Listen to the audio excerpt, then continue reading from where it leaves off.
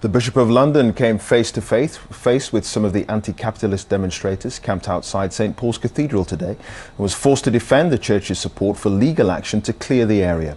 Richard Charters said he hoped the protesters could be moved on without violent resistance.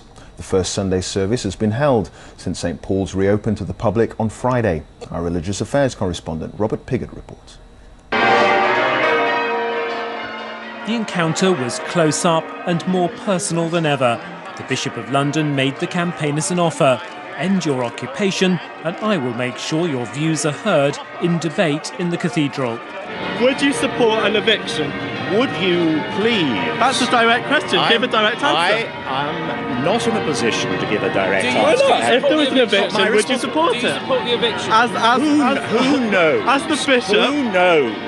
Who knows what is going to happen down the road? All right, so take the one thing I'm very concerned about is that this should not lead to violence. Direct answers have become increasingly difficult for a church which is using the law to evict protesters while insisting that it shares their concerns.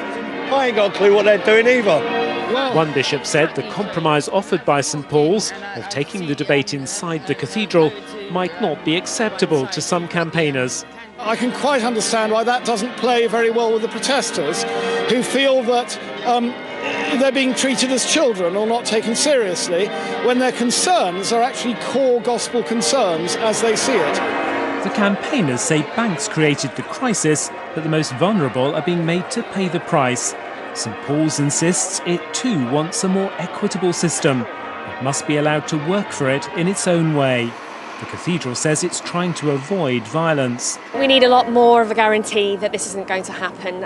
Violence is talked about in the abstract a lot, but what it means is me being dragged out of my tent in the middle of the night. It means my hair being pulled, my body being dragged along the floor by the police and batons used against me. It's about real people.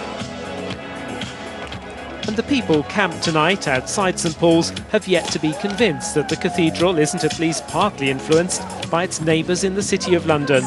A new generation is questioning the established order and has yet to be satisfied with the answers it's getting. So will this occupation cast a shadow over St Paul's? Some Anglicans believe we're in a moral as much as an economic crisis.